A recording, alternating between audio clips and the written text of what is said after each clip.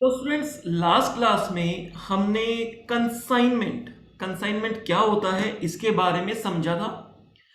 और उसके बाद कंसाइनमेंट की अकाउंटिंग कैसे करनी है वो जस्ट हमने स्टार्ट की थी। अभी मैंने उसको टच ही किया था और टाइमिंग हो गया था, हमें क्लास एंड करनी पड़ी थी।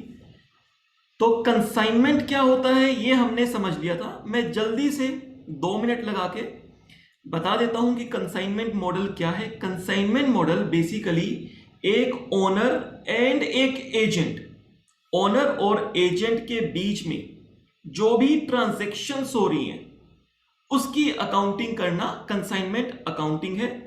तो दो पार्टी इस केस में होती है, one is consignor and second is consignee. और क्वेश्चन में हमें दोनों की बुक्स यानी कि कंसाइनर एंड कंसाइनी दोनों की बुक्स में जर्नल एंट्रीज या फिर अकाउंट मांग सकता है। क्लियर? तो आपको ऐसा मान के चलना है, sometimes you are the accountant of consignor. Clear? और कभी कभी आप अकाउंटेंट होगे कंसाइनी के। तो दोनों पार्टीज अलग होगी ना। समटाइम्स आप अकाउंटेंट किसके हो? जो कंसाइनर है, उसके व्यू पॉइंट से आपको अकाउंटिंग करनी है। ऑन द सेकेंड साइड आप अकाउंटेंट हो कंसाइनी के पास, तो उस व्यू पॉइंट से आपको एंट्रीज करनी है या अकाउंट बनाने हैं। क्वेश्चन में दोनों के पॉइंट से journal entry and ledgers account पूछे जाते हैं। राइट? तो चलो अब हम आगे चलते हैं। और लास्ट क्लास में हमने जर्नल एंट्री स्टार्ट की थी, तो उस जर्नल एंट्री को मैं कंटिन्यू करूंगा। उससे पहले मैंने आपको एक चीज बताई थी कि इस तरीके से कंसाइनर बहुत सारे स्टेट्स में, बहुत सारी सिटी में एजेंट बना लेता है, लेकिन क्वेश्चन में सिर्फ और सिर्फ एक एजेंट यानी कि सिर्फ और सिर्फ एक कंसाइनी के बारे में ही क्वेश्चन आएगा। जो जरूरी चीज थी वो ये था कि लिमिटेड लेजर्स यूज किए जाएंगे। क्लियर? इस चैप्टर में कंसाइनमेंट में लिमिटेड लेजर्स यूज किए जाएंगे। और लिमिटेड लेजर्स का मतलब हो गया कि बहुत सारे लेजर्स जो नॉर्मल अकाउंटिंग में हम बहुत सारे सेपरेट इंडिविजुअल्स लेजर्स बनाते हैं। कंसाइनमेंट में कोशिश की जाएगी अगर इन सबके बदले एक ही अकाउंट यूज हो जाए और हमारा ऑब्जेक्टिव फुलफिल हो जाए। ऑब्जेक्टिव क्या है? कंसाइनमेंट में प्रॉफिट लॉस कितना है, कंसाइनी के साथ हमारी जो ट्रांजैक्शंस हैं उसमें किसी भी टाइम पर हमें बैलेंस पता चल रहा है, कितना लेना है या कितना देना है। ये हमारा ऑब्जेक्टिव है कंसाइनमेंट अकाउंटिंग करने का। तो अगर ये ऑब्जेक्टिव लिमिटेड लेजर्स के साथ फुलफिल हो जाए तो हमें लिमिटेड लेजर्स ही बनाने हैं, कम से कम लेजर्स ही बनाने हैं, अननेसेसरी बहुत सारे लेजर्स नहीं बनाने हैं। तो एक्सपेंसेस को लेकर हमने कहा था कंसाइनमेंट अकाउंट यूज करेंगे, लेकिन कंसाइनमेंट अकाउंट सिर्फ और सिर्फ एक्सपेंसेस के लिए यूज नहीं होगा। अभी हम देखेंगे जो हम गुड्स सेंड कर रहे थे, जो हमने गुड्स भेजे थे, उसकी जो कॉस्ट होती है, कॉस्ट ऑफ गुड्स सेंट, वो भी तो कंसाइनमेंट के लिए एक खर्चा है। राइट? मान लो मैंने कहा था कि एक कैलकुलेटर, लास्ट क्लास में हमने एग्जांपल कैलकुलेटर का लिया था और मैंने कहा था कंसाइनर ये कैलकुलेटर कंसाइनी को भेजेगा, तो इस कैलकुलेटर की जो कॉस्ट है वो भी कंसाइनमेंट के लिए क्या है? एक्सपेंस ही है। तो उसके लिए भी हम क्या लेजर, क्या अकाउंट यूज करेंगे? कंसाइनमेंट अकाउंट यूज करेंगे। उसके बाद हम एक चीज और देखेंगे कि जब ये गुड्स सेल होंगी, जब ये गुड्स सेल होंगी, सेल के लिए भी हम कंसाइनमेंट ही यूज करेंगे। सेल के लिए भी हम कंसाइनमेंट अकाउंट यूज करेंगे। अब आपको लग रहा होगा कि सर सबके लिए हम कंसाइनमेंट अकाउंट यूज कर लेंगे तो फिर कंफ्यूजन्स नहीं हो जाएंगी बहुत सारी? नहीं होंगी कंफ्यूजन्स। अभी देखेंगे, जर्नल एंट्रीज करेंगे, देन मैं आपको जर्नल एंट्री से लेजर पोस्टिंग दिखाऊंगा और कंफ्यूजन्स नहीं होंगी, हमारा पर्पस सोल्व हो जाएगा। प्रॉफिट या लॉस एक्यूरेट निकलेगा, कंसाइनी के साथ हमारा बैलेंस लेन देन क्या है वो भी एक्यूरेट निकलेगा। चलो, और भी कई चीजों के लिए कंसाइनमेंट यूज होगा, धीरे धीरे देखते जाएंगे। सबसे पहले अब हम चलते हैं जर्नल एंट्रीज की तरफ, जो हम लास्ट क्लास में कर रहे थे और फिर हम वहां पर रुक गए थे। 3 जर्नल एंट्रीज मैंने आपको करवाई थी, लेकिन अभी मैं आपको जर्नल एंट्रीज फिर से बता रहा हूं। देखिए, यहां पर हमारे पास ये सब ट्रांजैक्शंस होती हैं और इस टाइम पे हम क्या क्या जर्नल एंट्रीज करते हैं। देन हम इस जर्नल एंट्रीज की लेजर पोस्टिंग भी सीखेंगे। इस चैप्टर में यही 2 रिक्वायरमेंट रहती है।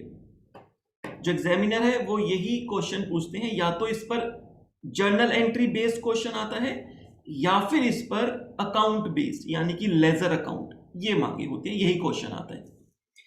तो चलो, सबसे पहले when goods sent by consignor to consignee on consignment basis, ये हमने लास्ट क्लास में कर लिया था, बट फिर भी मैं आपको एक बार रिपीट करवा रहा हूं कि यहां पर क्या करेंगे। यहां पर गुड्स भेजे गए हैं, सेंट किए गए हैं, सेल नहीं है। क्लियर? और मैंने आपको कहा था जो ये गुड्स भेजे जा रहे हैं यानी कि ये कैलकुलेटर भेजे जा रहे हैं, ये कैलकुलेटर कंसाइनर ने भेज दिए, तो इस कैलकुलेटर की जो कॉस्ट है, जो इसको बनाने में खर्चा आया, कॉस्ट आई, कंसाइनर के लिए वो खर्चा ही तो है, राइट? और एक्सपेंस के लिए हम क्या वर्ड यूज करते हैं? कंसाइनमेंट। तो यहां पर हो जाएगा कंसाइनमेंट अकाउंट डेबिट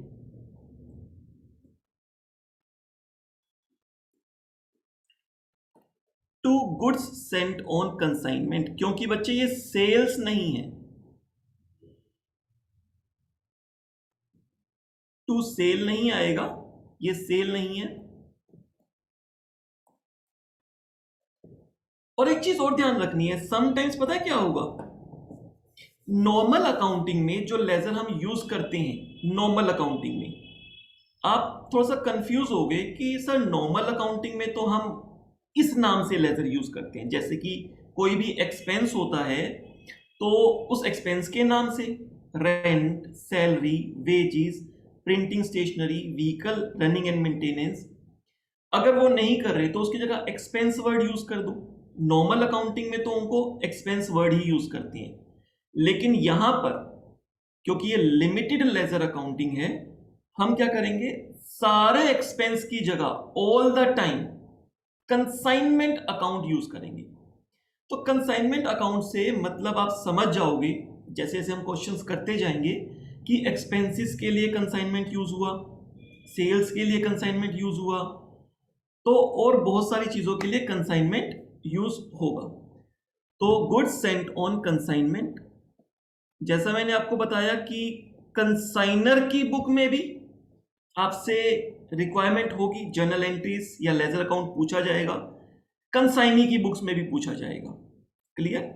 लेकिन जो फर्स्ट हमारी ट्रांजैक्शन है, when goods sent by consignor to consignee on consignment basis, consignor अपने पास एंट्री करेगा लेकिन कंसाइनी अपने पास कोई एंट्री नहीं करेगा। फॉर द टाइम बिंग मैं नरेशन नहीं लिख रहा हूं, अगर नरेशन लिखनी होगी तो सिंपल आ जाएगा, बीइंग गुड्स सेंट बाय, जो नाम होगा सेंट टू, कंसाइनी का नाम गिवन होगा, Ram, Shyam, Mohan, Sohan, being goods sent to Ram on consignment basis. क्योंकि जो मैंने आपको नोट्स दिए हैं नीचे, ये सारी जर्नल एंट्रीज मैंने की हुई हैं और नरेशन वहां पर आपको दी हुई है।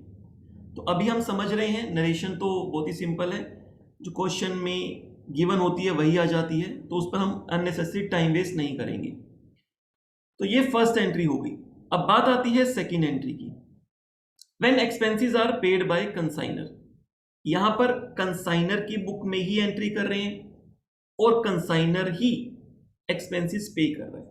तो जब कंसाइनर एक्सपेंस पे कर रहा है, उसकी पॉकेट से आउटफ्लो हो रहा है, या तो कैश जा रहा है या बैंक बैलेंस जा रहा है, तो वो अपने पास जब एंट्री करेगा तो इसकी एंट्री क्या करेगा, पहली चीज ये एक्सपेंस है, कंसाइनर के लिए एक्सपेंस है। जो ओनर है ना गुड्स का वो कंसाइनर है, और कंसाइनमेंट अकाउंट कंसाइनर ही बनाएगा अपने पास। आपको कंसाइनमेंट अकाउंट को कैसा सोचना है मैं आपको थोड़ा सा नीचे दिखा देता हूं। मैंने जर्नल एंट्री का फॉर्मेट भी बनाया हुआ है और मैंने लेजर का फॉर्मेट भी बनाया हुआ है। ये देखो, ये जर्नल एंट्री का फॉर्मेट है। एक्चुअली में एंट्री हम इस फॉर्मेट में करेंगे, और दूसरा मैंने अपने पास कंसाइनमेंट अकाउंट भी बनाया हुआ है। बच्चे कंसाइनमेंट अकाउंट ना बिल्कुल आपका प्रॉफिट एंड लॉस अकाउंट की तरह होगा। जब सेल होगी तो वो हमारी क्रेडिट साइड पे आ जाएगी। जो भी गुड्स की कॉस्ट होगी या अदर एक्सपेंस होंगी वो हमारे कंसाइनमेंट के डेबिट साइड पे आ जाएंगे, और जब हम दोनों का कंपैरिजन करेंगे तो हमें प्रॉफिट या लॉस पता चल जाएगा। तो अब देखो ये कंसाइनमेंट अकाउंट बन रहा है, इसीलिए जो भी गुड्स की कॉस्ट है या जो भी एक्सपेंसेस हैं उसको हमें डेबिट करना होगा, लेकिन उसकी जगह क्या नाम, कंसाइनमेंट अकाउंट। और जब हम सेल्स करेंगे, जब बात आएगी सेल की, तो भी मुझे क्या यूज करना होगा, कंसाइनमेंट अकाउंट। चलो चलते हैं जर्नल एंट्री पे। उसके बाद एक्सपेंसेस हो गए। एक्सपेंसेस हो गए तो अगेन कंसाइनमेंट अकाउंट डेबिट, क्योंकि ये एक्सपेंसेस कंसाइनर ने की हैं। देखो आपको सोचना होगा जब ये क्वेश्चन करोगे ना, एक्सपेंसेस कौन कर रहा है। अगर ये एक्सपेंस कंसाइनर कर रहा है और जर्नल एंट्री कंसाइनर की बुक में ही हो रही है, कंसाइनर एक्सपेंस कर रहा है यानी कि समझ लो मैं एक्सपेंस कर रहा हूं और मेरी ही बुक में एंट्री हो रही है, तो मेरे पास से कैश या बैंक जाएगा तो मैं कैश या बैंक को क्रेडिट करूंगा। ये तो जब हमने 11th-12th में अकाउंटिंग की थी तभी आपने समझा होगा। कैश या बैंक जब भी आता है हमारे पास डेबिट करते हैं। कैश का या बैंक का बैलेंस कम हो रहा होता है, डिक्रीज हो रहा होता है, कैश या बैंक जा रहा होता है तो हम उसको क्रेडिट करते हैं। तो एक एक्सपेंस किया कंसाइनर ने, कैश या बैंक पे किया। क्योंकि ये एक्सपेंस कंसाइनर ने किया, कंसाइनी का इससे कोई लेना देना नहीं है। कंसाइनी का रोल आपको समझना है। कंसाइनी का रोल सिर्फ से और सिर्फ क्या है, वो गुड्स लेकर उन गुड्स को सेल करता है, बदले में कमीशन लेता है। मेन तो उसकी इनकम कमीशन से है, बट यस इस पूरे प्रोजेक्ट को पूरा करने के लिए समटाइम्स कंसाइनी को अपनी पॉकेट से खर्चे करने पड़ जाते हैं। अगर ऐसा होगा तो वो अपने पास रिकॉर्ड करेगा, अदरवाइज रिकॉर्ड नहीं करेगा। क्योंकि यहां पर एक्सपेंस कंसाइनर ने किया है, कंसाइनी ने कोई खर्चा नहीं किया, तो नो एंट्री। क्लियर? एक चीज और ध्यान रखना, ये जो कंसाइनमेंट अकाउंट बनाने की बात मैं बोल रहा हूं, प्रॉफिट एंड लॉस अकाउंट बनाने की बात बोल रहा हूं, प्रॉफिट एंड लॉस दोनों में से कंसाइनर एंड कंसाइनी में से कौन बनाना चाहेगा profit and loss account? Mainly owner of the goods कौन है, कंसाइनर। ये पूरा का पूरा प्रोजेक्ट किसका है, कंसाइनर का। जो सेल होगी वो इनकम किसकी बनेगी, कंसाइनर की। सारे खर्चे कौन बियर करेगा, कंसाइनर करेगा। तो अल्टीमेटली प्रॉफिट एंड लॉस भी कौन बनाना चाहेगा, कंसाइनर ही बनाएगा प्रॉफिट एंड लॉस। ये जानना चाहेगा। इस चैप्टर में इस प्रॉफिट एंड लॉस का नाम हम क्या पढ़ेंगे, कंसाइनमेंट अकाउंट। तो कंसाइनमेंट अकाउंट कंसाइनर ही बनाएगा, कंसाइनी नहीं बनाएगा। इसीलिए जो ये कंसाइनमेंट अकाउंट है, ये जो लेजर है कंसाइनमेंट, ये सिर्फ और सिर्फ आपको कंसाइनर की बुक में दिखेगा, कंसाइनी की बुक में नहीं दिखेगा। क्योंकि ये कंसाइनमेंट किसका है, ये कंसाइनमेंट है कंसाइनर का, कंसाइनी का कंसाइनमेंट नहीं है। कंसाइनी तो सिर्फ और सिर्फ एक एजेंट है जो कंसाइनर के सामान को बेच रहा है कमीशन के लिए। प्रॉफिट हो या लॉस हो, कंसाइनी को कोई फर्क नहीं पड़ता, उसको अपनी कमीशन से मतलब है। This is it. लेकिन ये पूरा कंसाइनमेंट, इसकी सेल, इसके एक्सपेंसेस, इसका प्रॉफिट, इसका लॉस, ये सारा का सारा कंसाइनर को फर्क पड़ता है। तो इसलिए कंसाइनमेंट अकाउंट कंसाइनर बनाएगा, इसकी बुक्स में ही कंसाइनमेंट वर्ड आएगा, कंसाइनी की बुक में कभी भी कंसाइनमेंट वर्ड नहीं आएगा। राइट? तो ये सेकंड एंट्री होगी जब एक्सपेंसेस किए थे कंसाइनर ने। आगे चलते हैं, अगर एक्सपेंस कंसाइनी कर दी, अगर एक्सपेंस कंसाइनी कर दी, ध्यान रखना एक्सपेंस कंसाइनी कर दे का मतलब for the time being temporary consignee अपनी जेब से पैसे पे कर रहा है। एक्सपेंस बियर अल्टीमेटली कंसाइनर ही करेगा। अगर कंसाइनी अपनी जेब से दे रहा है तो वो कंसाइनर से मांग लेगा पैसे कि भैया आपके बिहाफ पे मैंने खर्चा किया तो मुझे आप पैसा दे दो। आप ओनर ऑफ द गुड्स हो, कंसाइनमेंट आपका है, सारी सेल का पैसा आपका, सारे खर्चे आपकी, प्रॉफिट एंड लॉस आपका, मैं तो सिर्फ सेल पे कमीशन लूंगा बस। क्लियर? तो इसलिए अगर कंसाइनी को कुछ खर्चे करने पड़ गए तो कंसाइनी अल्टीमेटली कंसाइनर से ले लेगा कि आपने मेरे को देनी है, एंट्री भी उसी पॉइंट से होगी। चलो, when expenses paid by consignee, mind में आप कंसाइनी को एजेंट समझ सकते हो। देखो, एक्सपेंसेस चाहे कंसाइनर करे चाहे कंसाइनी करे, वो जो एक्सपेंसेस हैं वो उस कंसाइनमेंट के लिए हो रहे हैं, उस प्रोजेक्ट के लिए हो रहे हैं। कंसाइनर अपनी पॉकेट से पे करे या कंसाइनी अपनी पॉकेट से पे करे, दोनों लोग एक्सपेंसेस तो उस कंसाइनमेंट के लिए कर रहे हैं। क्लियर? तो इसलिए ये एक्सपेंस कंसाइनमेंट का ही है। तो चाहे कंसाइनर करे चाहे कंसाइनी करे, दोनों ही केस में डेबिट तो होगा कंसाइनमेंट, क्योंकि ये एक्सपेंस है। एक्सपेंस के लिए हम कंसाइनमेंट वर्ड यूज करेंगे। एक्सपेंस डेबिट होते हैं ना हमारे, तो हम कंसाइनमेंट वर्ड यूज करेंगे। 2, अब देखो, अब यहां पर खर्चा यानी पॉकेट से पेमेंट किसने की है? पेमेंट की है कंसाइनी ने, और हम एंट्री किसकी बुक में कर रहे हैं? कंसाइनर की बुक में। तो कंसाइनर यहां पर ना कैश या बैंक नहीं लिख सकता, क्योंकि कंसाइनर की जेब से तो पैसा गया ही नहीं है। अगर कंसाइनर की जेब से पैसा नहीं गया, उसका कैश या बैंक बैलेंस पे कोई फर्क नहीं पड़ा कंसाइनर के अभी के लिए, क्योंकि पेमेंट किसने की है? कंसाइनी ने की है। तो इसीलिए जब पैसा नहीं गया तो कंसाइनर अपनी बुक में कैश बैंक को क्रेडिट नहीं कर सकता। वो कहेगा खर्चा तो हो गया, लेकिन ये खर्चे के बदले मुझे पैसे देने हैं। किसको? कंसाइनी को देने हैं, क्योंकि ये खर्चा किसने किया? कंसाइनी ने किया। तो यहां पर वो कंसाइनी का नाम लिख देगा। क्वेश्चन में जो भी नाम होगा वो हम ले लेंगे। अभी के लिए मैं कंसाइनी ही वर्ड यूज कर रहा हूं। खर्चा हो गया कंसाइनमेंट का, एक्सपेंस के लिए कंसाइनमेंट, लेकिन ये पैसा कंसाइनर ने नहीं किया, ये पैसे खर्चा कंसाइनी ने किया। तो इस एक्सपेंस की रीइंबर्समेंट या इस एक्सपेंस के बदले पैसे देने पड़ेंगे। किसको? कंसाइनी को, क्योंकि कंसाइनी ने अपनी पॉकेट से किया, लेकिन एक्सपेंस बियर वो नहीं करेगा। राइट? तो यहां पर आ गया टू कंसाइनी। और मैंने आपको लास्ट क्लास में एक चीज और बताई थी कि जब भी हमारे पास किसी भी दोनों की बुक्स में, ये दो सेपरेट बुक्स चल रही हैं, कंसाइनर की बुक एंड कंसाइनी की बुक, जब किसी भी एक पर्सन की बुक में दूसरे पर्सन का नाम आएगा तो दूसरे पर्सन की बुक्स में पहले वाले पर्सन का नाम आएगा ही आएगा।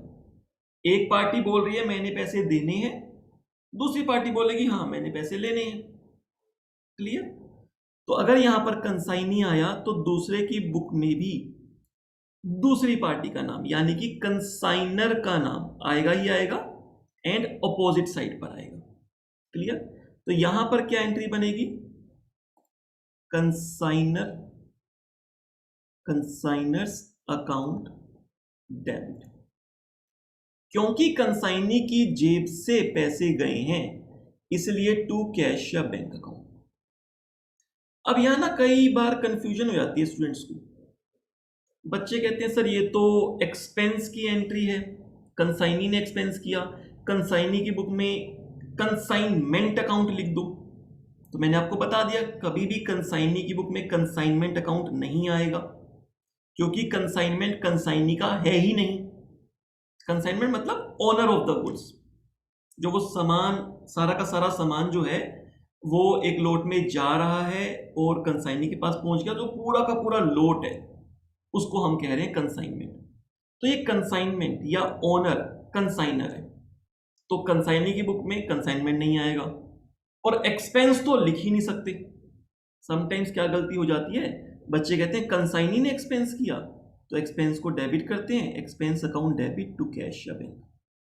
अब देखो ये एंट्री करने से हम कितनी बड़ी गलती कर जाते हैं। क्या गलती कर जाते हैं, अगर कंसाइनी की बुक में हमने एक्सपेंस लिख दिया कंसाइनी की बुक में, तो इसका मतलब ये एक्सपेंस किसका बन गया, ये एक्सपेंस बन गया कंसाइनी का। जिसकी भी बुक में आपने डेबिट में एक्सपेंस लिख दिया तो इसका मतलब वो उसका एक्सपेंस है, बट एक्चुअली में ये कंसाइनी का एक्सपेंस तो है ही नहीं। तो अगर ये कंसाइनी का एक्सपेंस है ही नहीं, सिर्फ वो पे कर रहा है अपनी साइड से, एक्सपेंस उसका नहीं है। ये समझ लो कि मेरा फ्रेंड रेंट पे रहता है, उसने कहा यार मेरा रेंट पे कर दे, मैं बाद में दे दूंगा। तो मैंने उसके बिहाफ पर उसके लैंडलॉर्ड को रेंट पे कर दिया और मैं अपनी बुक्स में लिख दूं रेंट अकाउंट डेबिट, बहुत बड़ी गलती हो जाएगी। इसका मतलब रेंट मेरा खर्चा है, रेंट मेरा खर्चा है ही नहीं। रेंट अकाउंट डेबिट तो वही लिखेगा जो मेरा फ्रेंड है, जो जिसने अल्टीमेटली रेंट बियर करना है। मैंने तो उसके बिहाफ पे temporary for the time being पे कर दिया और बाद में मुझे वो वापस करेगा। तो मैं तो अपने फ्रेंड को डेबिट करूंगा, जो भी मेरा फ्रेंड है, जो भी उसका नाम है, friend account debit to cash या bank. Rent account debit to cash या बैंक नहीं, friend account debit to cash या बैंक। तो सेम यहां पर ऐसा ही हो रहा है, कंसाइनी कंसाइनर के लिए खर्चा कर रहे हैं, कंसाइनर के लिए पे कर रहे हैं, एक्सपेंस किसका है, कंसाइनमेंट का ही है। तो इस तरह की गलती बिल्कुल भी नहीं करेंगे, माइंड में बिल्कुल क्लियर कर लेंगे कंसाइनर कौन है, कंसाइनी कौन है, ओनर कौन है, एजेंट कौन है, प्रॉफिट या लॉस किसका और कमीशन किसका। जब ये चीजें क्लियर हो जाएंगी तो एंट्री करने में भी कोई कंफ्यूजन नहीं आएगी। चलो आगे चलते हैं। अभी तक के लिए मुझे थोड़ा सा एक बार चैट में बता दो सब चीजें क्लियर चल रही हैं, कहीं कोई डाउट आ रहा है तो 1 मिनट में मेरे को बता दो।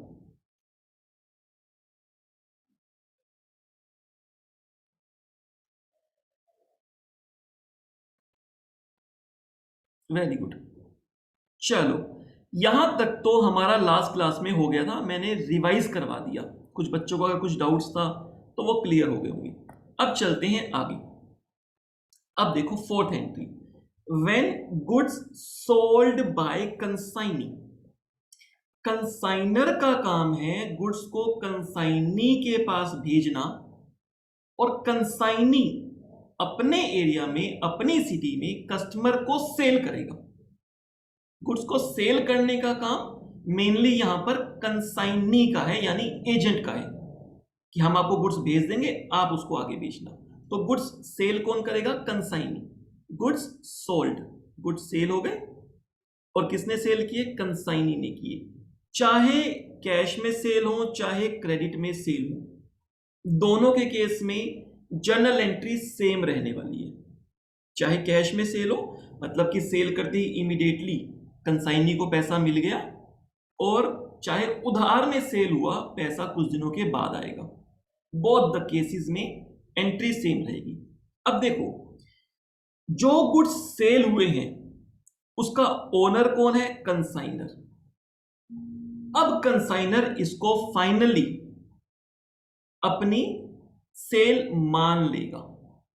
अब कंसाइनर सेल मान सकता है, जब उसने कंसाइनी को दिए थे तब उसने सेल नहीं माना था, तब कहा था गुड्स सेंट, गुड्स भेजे गए हैं।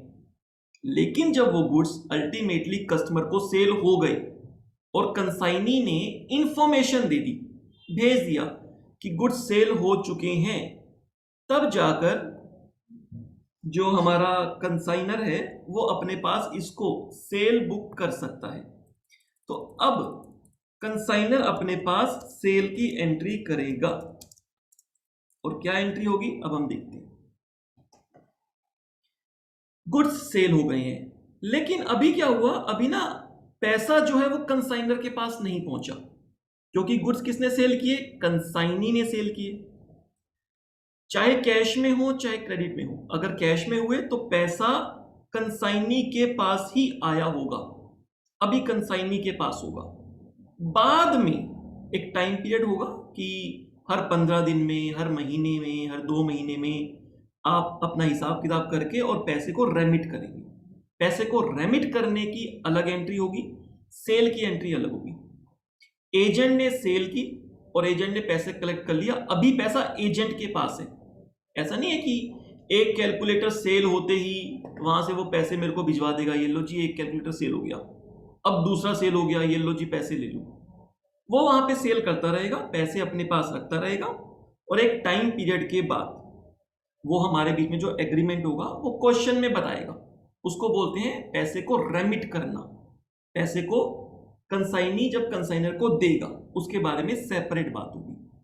अभी सिर्फ सेल हो रही है, बट हमारे पास इंफॉर्मेशन पहुंच जाएगी, कंसाइनर के पास इंफॉर्मेशन पहुंच जाएगी कि सेल हो चुकी है।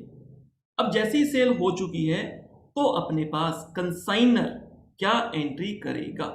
अब वैसे हम बात करें सेल की एंट्री क्या होती है, वैसे बच्चे सेल की एंट्री होती है कैश में सेल हुई तो कैश आ गया, चेक आया या फिर ऑनलाइन ट्रांसफर किया, बैंक का बैलेंस बढ़ा तो बैंक लिख दिया, उधार में सेल हुई तो डेटर्स लिख दिया, account debit to sales. Generally ये एंट्री होती है हमारी नॉर्मल अकाउंटिंग में, लेकिन हम कर रहे हैं कंसाइनमेंट अकाउंटिंग। जैसे कंसाइनमेंट अकाउंटिंग में ईच एंड एवरी एक्सपेंस के लिए हमने कोई भी एक्सपेंस का नाम यूज नहीं किया, वैसे ही सेल के लिए भी हम सेल का नाम यूज नहीं करेंगे। मैंने आपको अभी ये लेजर दिखाया था, जैसे मैंने कॉस्ट और एक्सपेंस के लिए क्या वर्ड यूज किया, कंसाइनमेंट, कंसाइनमेंट को डेबिट कर दिया, वैसे ही सेल्स के लिए भी क्या यूज करूंगा, कंसाइनमेंट, कंसाइनमेंट को क्रेडिट कर दूंगा। यहां पर सेल के लिए भी और एक्सपेंस के लिए भी, कोई भी एक्सपेंस हो कोई भी इनकम हो, हम उसको क्या करेंगे, कंसाइनमेंट वर्ड दे देंगे। एक्सपेंस या कॉस्ट होगी तो डेबिट, और अगर इनकम या सेल होगी तो क्रेडिट, बट नाम देंगे consignment.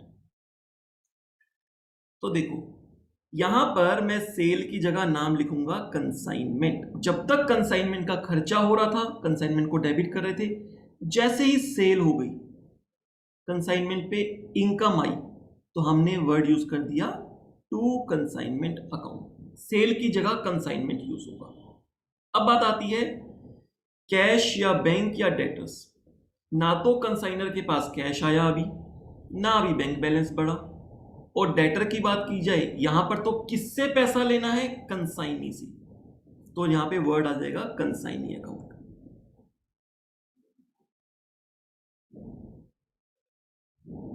Consignee's account debit to consignment. इसका मतलब क्या है, अगर इसको पढ़ोगे आप, कंसाइनी अकाउंट डेबिट मतलब अब हमने फाइनली कंसाइनी को डेबिट कर दिया, एक तरह से डेटर बना लिया कि अब हम राइट बन गया अब हमारा, अब हम राइटफुली कंसाइनी से पैसे मांग सकते हैं।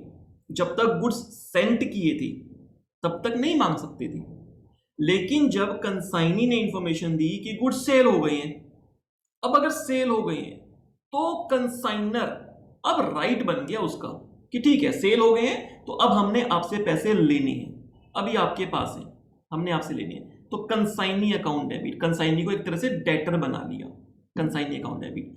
और जब भी कंसाइनमेंट क्रेडिट होगा तो इसका मतलब वो हमें क्या इंडिकेट कर रहा है, सेल या कोई इनकम, और जब भी कंसाइनमेंट डेबिट होगा तो क्या इंडिकेट कर रहा है, कोई भी एक्सपेंस या लॉसेस की बात कर रहा है, राइट। तो consignee account debit to consignment, sale book कर लिए, पैसे नहीं आए हैं, सेल बुक कर लिए। बात आती है कंसाइनी की बुक में क्या एंट्री होगी। जब भी सेल हुई है तो कंसाइनी के पास पैसे आ जाएंगे, या तो कैश या तो बैंक।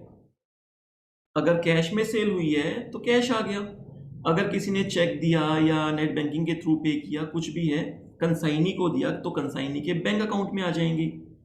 लेकिन अगर उधार में गुड्स सेल हुए तो हम क्या यूज करते थे, यहां पे हम वर्ड यूज करते थे डेटर्स। आपको याद होगा जब भी क्रेडिट सेल होती है तो हम वर्ड यूज करते हैं डेटर। लेकिन अब यहां ध्यान से समझना, सब बच्चे थोड़ा सा अटेंटिव हो जाओ, थोड़ा ध्यान से समझना, माइंड में ध्यान रखना है। एक तरह से ना कंसाइनर और कंसाइनी दोनों के लिए एक तो उनके अपने मेन बिजनेस हो सकते हैं वो जो चला रहे हो, और साइड बाय साइड दोनों के लिए एक ये कंसाइनमेंट बेसिस पर, एजेंट बेसिस पर एक अलग बिजनेस चल रहा है। मतलब कि कंसाइनर का अपना भी एक बिजनेस हो सकता है, मतलब ये कैलकुलेटर कंसाइनर खुद से सेल कर रहा है, किसी एजेंट के थ्रू नहीं, तो वो उसका एक नॉर्मल बिजनेस हो गया और उसकी अकाउंटिंग नॉर्मल होगी।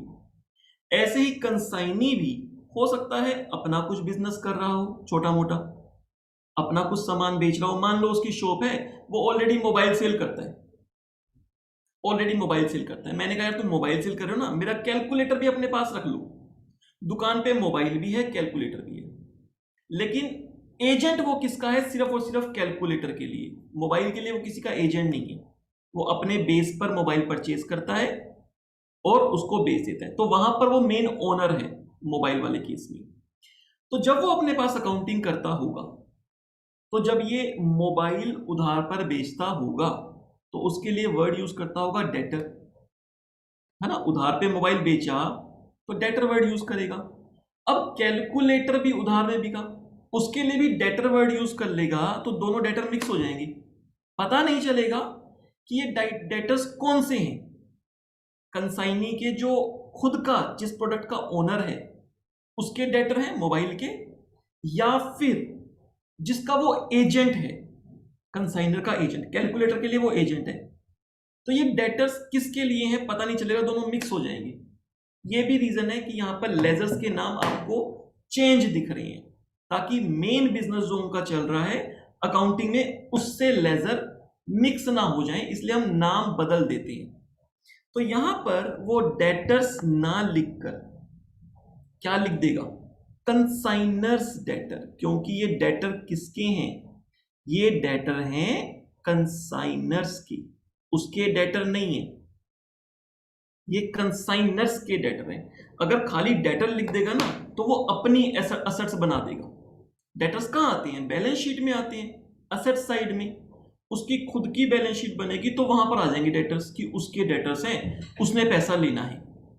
एक्चुअली में ये पैसा उसके लिए है ही नहीं, उसको बिलोंग ही नहीं करता, ये पैसा बिलोंग करता है कंसाइनर को, तो इसलिए कंसाइनर्स डेटर लिखेगा। और अगर साइड बाय साइड अपना खुद का कोई बिजनेस कर रहा है, मोबाइल सेल कर रहा है, उधार पे बेचा, उसको डेटर लिखेगा। और इस तरीके से ये दोनों बिजनेस सेपरेट हो जाएंगे, लेजर सेपरेट बन जाएंगे, मिक्स नहीं हो पाएंगे। तो सिर्फ इतना सा करना है उसको, कंसाइनर्स डेटर्स वर्ड यूज करना होगा क्रेडिट सेल के लिए। और यहां पर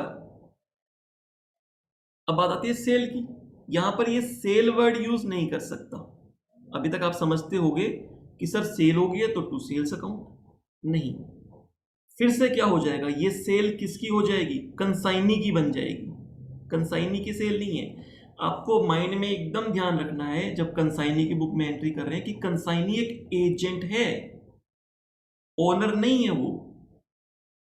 कोई भी चीज, कोई भी कैश, बैंक, डेटर, ये उसके नहीं है, ये अल्टीमेटली कंसाइनर के हैं।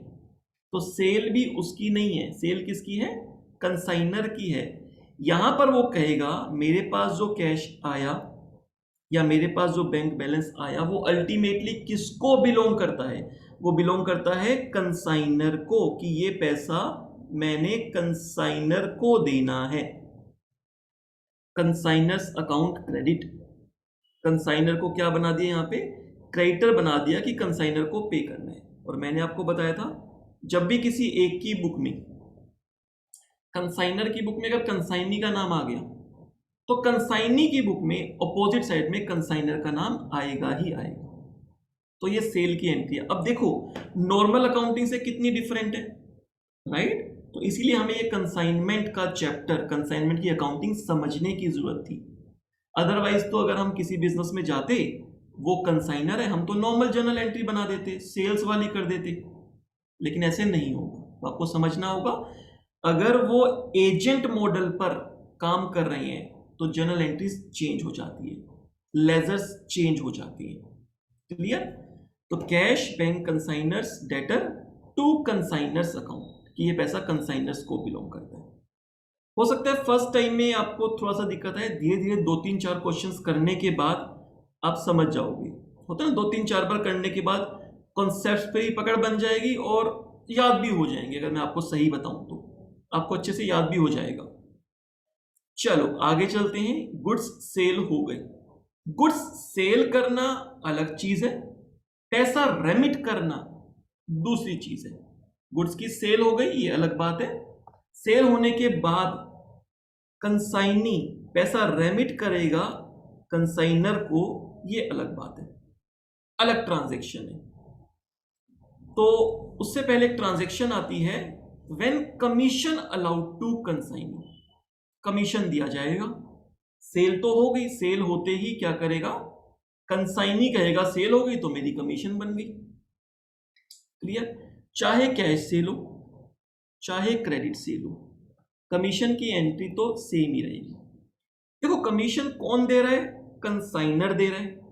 किसको दे रहा है? कंसाइनी को दे रहा है। कंसाइनर दे रहा है तो उसके लिए क्या है, एक्सपेंस है। कंसाइनी को कमीशन मिल रही है और कंसाइनी के लिए कमीशन क्या है, उसकी इनकम है। तो कंसाइनर की बुक में एक्सपेंस की तरह एंट्री होगी, कंसाइनी की बुक में इनकम की तरह एंट्री होगी। पहले करते हैं कंसाइनर की बुक में, क्योंकि कमीशन कंसाइनर के लिए एक एक्सपेंस ही है, तो एक्सपेंस के लिए हम क्या वर्ड यूज करते थे, consignment. Yes, each and every expense के लिए आप कंसाइनमेंट ही यूज करोगे। क्वेश्चन में आएगा कंसाइनर ने रेंट पे किया, सैलरी पे की, वेजेस पे की, ट्रांजिट इंश्योरेंस पे किया, फ्रेट पे किया, कमीशन पे किया, सबके लिए आपको वर्ड यूज करना है कंसाइनमेंट। इसीलिए इसको कहा गया limited ledger, consignment account debit. ये एक खर्चा है। अभी पैसा एक्चुअली में कंसाइनी को दिया नहीं है। जैसे सेल हो जाती है ना, सेल होने पर पैसा कंसाइनी के पास रहता है, कंसाइनर को देता नहीं है। उसी तरीके से जैसे सेल की एंट्री करता है कंसाइनर, तो साइड बाय साइड कहता है ठीक है अब तो सेल हो गई, अब तो तुम्हारी कमीशन भी बुक हो गई। अभी पैसे भेजता नहीं है, पैसों का लेन देन तो बाद में होता है, लेकिन अकाउंट में एंट्री हो जाती है। कुछ बैकग्राउंड से आवाज आ रही है, कुछ आवाज इको कर रही है। अभी आई थिंक ठीक है। एक बार मुझे बता दोगे ऑडियो वीडियो क्लियर है? थोड़ी सी मुझे आवाज इको कर रही थी बीच में।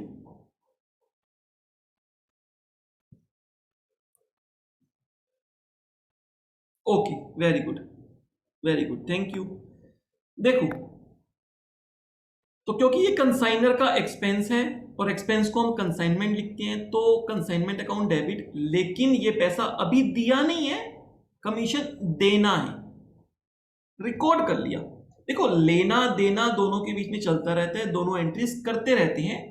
फाइनली जो फिजिकली कैश की बात करूं या फिजिकली एक्चुअल बैंक ट्रांसफर की बात करूं, वो तो एक बारी हो जाते हैं, सारी ट्रांजैक्शंस को, सारे लेन देन को नेट कर देते हैं। जब लेना देना होता है तो एंट्रीज डालते जाते हैं और फाइनली एक टाइम के बाद, 1 महीने बाद, 2 महीने बाद, 3 महीने बाद, जो भी एक टाइम पीरियड दोनों में एग्रीड होगा, उस टाइम पीरियड पे एक्चुअली कैश या एक्चुअली बैंक से सेटल किया जाता है। तो सेटल करना एक अलग इवेंट है, लेकिन खर्चे का या इनकम का हो जाना एक अलग इवेंट है। ऐसा नहीं है खर्चा होते ही सेटलमेंट हाथ साथ के हाथ करनी है। सेल होते ही सेटलमेंट हाथ की हाथ करनी है, ऐसा नहीं है। सेटलमेंट एक फिक्स टाइम पीरियड के बाद एक साथ हो जाती है। तो कमीशन यहां पर एक्सपेंस दिखा दिया कंसाइनर ने, लेकिन ये कहा कि अभी मैंने ये कंसाइनी को दे नहीं दिया तो टू कैश या बैंक नहीं आएगा, अभी दिया नहीं है, दे दूंगा। उसके अकाउंट में चढ़ा दिया कि मैं तेरे को दे दूंगा, तेरी कमीशन मैंने बुक कर ली, तेरी कमीशन मिल जाएगी। अब वो कंसाइनर चाहे उसको पैसे भेजे या फिर यूं बोल दे कि तेरे पास सेल्स का पैसा आया है, सेल्स रेवेन्यू, उसमें से डिडक्ट कर ले। और जनरली ऐसा ही होता है कि जो कंसाइनी है उसके पास सेल्स रेवेन्यू आता है और वो उस सेल्स रेवेन्यू में से अपने सारे एक्सपेंस जो अपनी पॉकेट से पे किए हैं प्लस कमीशन दोनों माइनस करके ही पैसा भेजता है। लेकिन एंट्री तो बुक करनी पड़ेगी ना, एक्सपेंस तो है ही। Consignment account debit to consignee. बात आती है कंसाइनी अपनी बुक में क्या एंट्री करेगा। इसके लिए अगर ये एक्सपेंस था तो कंसाइनी के लिए बच्चे कमीशन जो है वो इनकम है। अब जो पैसा आएगा कंसाइनी के पास, अब जिस इनकम की बात की जा रही है कमीशन इनकम, ये कमीशन इनकम कंसाइनर की नहीं है, ये कमीशन इनकम कंसाइनी की खुद की है। जैसे मैंने आपको बताया ना, एक्सपेंस और इनकम के लिए कंसाइनमेंट वर्ड यूज करेंगे, राइट? लेकिन कंसाइनमेंट कौन यूज करेगा? कंसाइनर यूज करेगा हमेशा, कंसाइनी नहीं। और यहां पर जो इनकम है वो कंसाइनी की खुद की इनकम है, तो वो अपने पास इसको कमीशन या अपनी कमीशन इनकम रिकॉर्ड कर सकता है, टू कमीशन इनकम। अब ये अपनी बुक में इसको इनकम रिकॉर्ड कर रहा है। क्यों रिकॉर्ड कर रहा है? क्योंकि अब ये इनकम कंसाइनर के लिए नहीं है, ये तो उसकी खुद की इनकम हो गई है। तो जब खुद की इनकम हो गई है, इनकम को क्या करते हैं? क्रेडिट करते हैं। लेकिन ये पैसा अभी मिला नहीं है, ये लेना है। किससे लेना है? कंसाइनर से लेना है। कंसाइनर के नाम पे डाल दिया। बिल्कुल ऐसा समझ लो जैसे आप किसी स्कूल कॉलेजेस में हो, वहां पर कैंटीन में गए, कैंटीन में जाके आपने कुछ सामान लिया वहां से, लाइक पैटीज ली, पेस्ट्री ली, बर्गर लिया, वट एवर, कोल्ड ड्रिंक ली और खा पी लिया और पैसे नहीं दिए, तो क्या बोला? भैया अपने अकाउंट में लिख लो। तो यहाँ वही हो रहा है, भैया अपने अकाउंट में लिख लो। अभी सेटलमेंट नहीं कर रहे हैं, पैसे नहीं दे रहे हैं, बट अकाउंट में लिख लो, अकाउंट 4 कर लो। तो ये अकाउंट 4 की बुकिंग की एंट्री हो गई है। कुछ दिनों के बाद जाकर जब पैसे देंगे तो सेटलमेंट की एंट्री हो जाएगी, सबका टोटल कर लेंगे कितना बनता है। अगर आपने कम पैसा दिया तो कुछ अमाउंट और ड्यू बन जाएगा, अगर ज्यादा पैसा दे दिया तो उस कैंटीन वाले के पास कुछ एडवांस आ जाएगा, ठीक है, आगे हिसाब चलता रहेगा और आपके पास एडवांस आ गया। वैसे मुझे पता है आप कितने बच्चे एडवांस देते होगे, हमेशा कर्जों में ही चलते होगे तुम लोग, तो कर्जों में ही चलते हो हमेशा, या कुछ एडवांस भी दे देते हैं? सर कर्जों में ही चलते हैं, कई बार तो हम देना ही बंद कर देते हैं, भाग जाते हैं। चलो आगे चलते हैं। तो ये होगी बच्चे एक्सपेंस और इनकम की एंट्री दोनों की बुक्स में। अब बात आती है सेटलमेंट की। When remittance received from the consignee, यहां पर सेटलमेंट हो रही है। किस बात की सेटलमेंट हो रही है? कंसाइनर ने कहा कंसाइनी को कि आपने वो जो गुड्स बेचे थे और पैसे अपने पास रख लिए थे, ले आओ पैसे, दो मेरे को। तो वहां पर क्या करेगा जो कंसाइनी है, वो पूरे पैसे नहीं देगा, वो उसमें से अपनी कमीशन माइनस कर लेगा। कहेगा ठीक है, देखो ये कमीशन का पैसा आपने मेरे को देना है, आपने एंट्री भी की है, मैंने कमीशन का देना है। और दूसरा, कंसाइनी कहेगा मैंने कुछ खर्चों की पेमेंट अपनी जेब से दी थी आपके बिहाफ पे, तो वो भी डिडक्ट कर लूंगा, बाकी बैलेंस दे दूंगा। उसने कहा ठीक है, बैलेंस तो दो। अब फाइनली कंसाइनर के पास पैसा आ जाएगा। अब फाइनली कंसाइनर के पास पैसा आ जाएगा।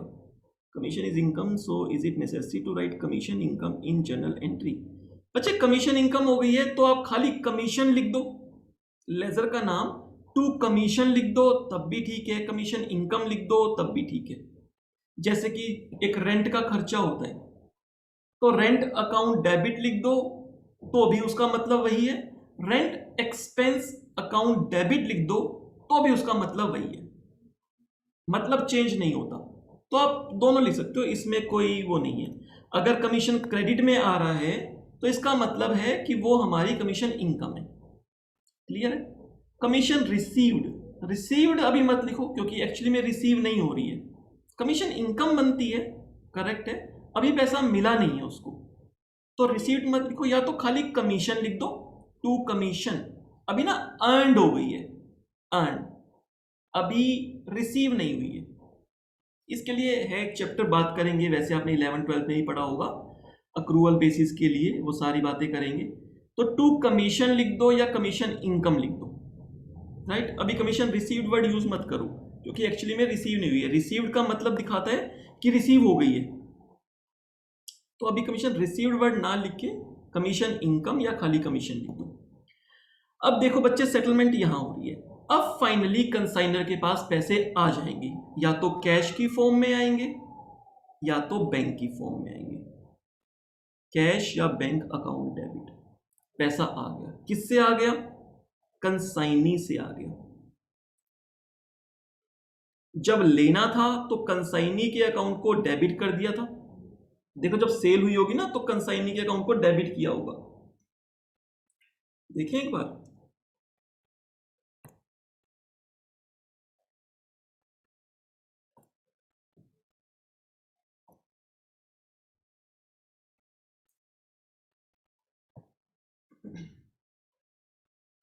देखो यहां पर जब ये सेल हुई थी, goods sold by consignee,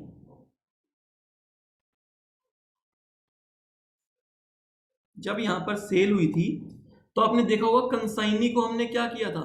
debit, कि सेल हो गई है, कंसाइनी से लेने हैं, और जब कंसाइनी से पैसे मिल जाएंगे तो क्या कर देंगे? कंसाइनी को क्रेडिट, कि उससे पैसे आ गए हैं, उसका जो अकाउंट है वो सेटल कर रहे हैं, नेट कर रहे हैं। जब लेना था तो डेबिट, और जब आ गया तो उसके अकाउंट को हमने क्रेडिट कर दिया। तो यहाँ पे हम कैश रिसीव कर लेंगे, नरेशन आ जाएगी, बीइंग कैश या बैंक रिसीव्ड फ्रॉम कंसाइनी या उसका नाम, राइट। अब बात आती है कि कंसाइनी अपनी बुक्स में क्या एंट्री करेगा। कंसाइनी, एक चीज तो आपको क्लियर हो ही गई होगी कि जब भी एक पर्सन की बुक में दूसरी पार्टी का नाम आएगा तो दूसरे की बुक्स में पहले का नाम आएगा ही आएगा। यहां पर कंसाइनी ने एक्चुअली में पे किया है, अब जब पे किया तो कंसाइनी के पास से पैसे चले जाएंगे टू कैश या फिर बैंक। जो सेल के टाइम पे इसके पास आ गए थे वो अब चले जाएंगे, और उससे क्या होगा? कंसाइनर को चले जाएंगे, कंसाइनर का अकाउंट डेबिट हो जाएगा। इसने अपने पास कंसाइनर को क्रेडिट किया हुआ था सेल्स के टाइम पे, एक लायबिलिटी क्रिएट की हुई थी कि पैसा तो आ गया लेकिन वो कंसाइनर को देना है। अब जब कंसाइनर को दे दिया तो कंसाइनर को डेबिट कर देगा, कंसाइनर और कंसाइनी का अकाउंट आपस में सेटल हो जाएगा, नेट हो जाएगा।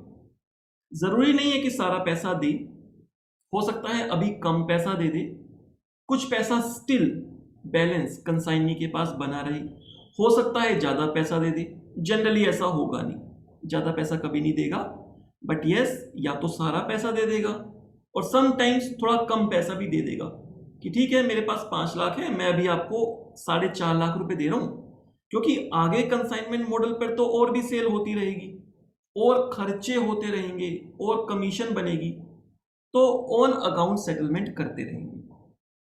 तो ये एंट्री जो है रेमिटांस की यहां पर होगी, ये रेमिटांस की एंट्री भी बनती है, चाहे वो रेमिटांस आफ्टर सेल हो, सेल होने के बाद पैसा रेमिट करे।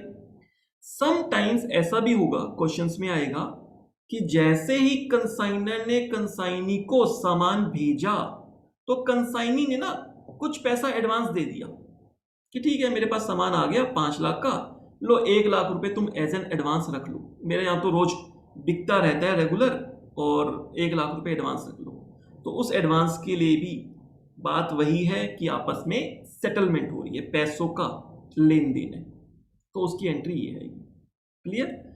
अभी तक हम इतनी एंट्री करेंगे, आगे और जनरल एंट्रीज भी बनती है, अभी हम इतनी समझेंगे और इसके बेस पर अब हम फाइनली एक क्वेश्चन को करते हैं। क्लियर? एक क्वेश्चन को उसकी जर्नल एंट्री भी करते हैं और उसका लेजर अकाउंट भी करते हैं। अब हमें थोड़ा सा बेसिक कॉन्सेप्ट जो है वो क्लियर हो गया। कुछ जर्नल एंट्री, चलते हैं क्वेश्चन की तरफ। आपको जो नोट्स दिए हैं उसमें आपको नीचे इस तरह से सारी जर्नल एंट्रीज की हुई मिल जाएंगी विद नरेशन, और यहीं पर ही आगे चल के क्वेश्चंस आएंगे। और जर्नल एंट्रीज भी हैं लेकिन अभी तक हम इतनी कर रहे हैं। आपके नोट्स में क्वेश्चन नंबर 1 है। अब हम इस क्वेश्चन को करेंगे और इस क्वेश्चन की क्या रिक्वायरमेंट है उसको हम सॉल्व करेंगे।